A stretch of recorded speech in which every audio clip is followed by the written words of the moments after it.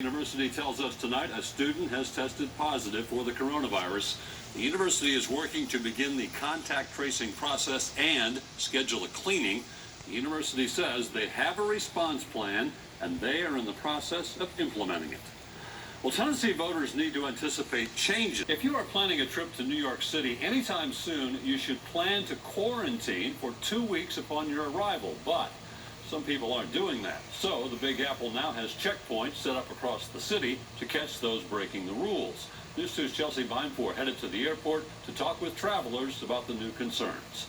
There's some tension in the air for sure, and we just want to make sure that everybody's following the guidelines. Masked travelers scurry through a nearly empty Nashville International. Some even dressed in full hazmat suits as COVID-19 continues spreading across the country. I just came from New York. I flew out of LaGuardia. Jorge Almengor is in Music City to visit friends and family, but when he returns to the concrete jungle, he'll be required to quarantine for 2 weeks. It's part of Mayor Bill de Blasio's latest plan to slow the spread of coronavirus in New York City. Once airline passengers collect their bags and head towards Manhattan, they'll start to see checkpoints along major tunnels and bridges.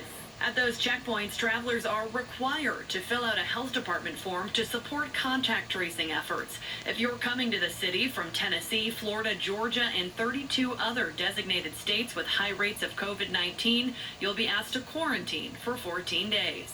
Yeah, I do have to quarantine, particularly because I'm visiting an area of high cases. I work remotely, and there's a lot of services like delivery for groceries and stuff I'm very lucky to have available to me. Almengor says he's prepared to stay home.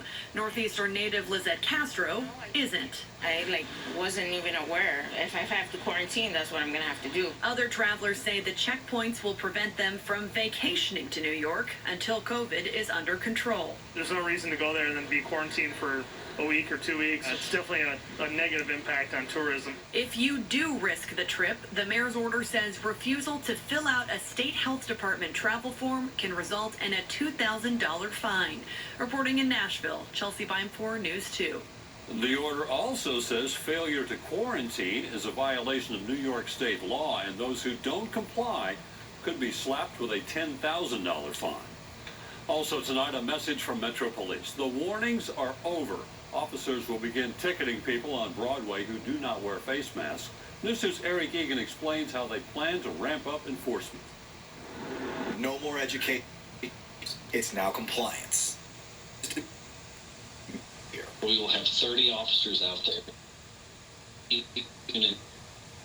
Unless someone has a legitimate exception to the mask ordinance, the order by the health department, that they are to be issued citations. To date, officers have only cited transportainment vehicles for violating Metro's current COVID-19 related orders.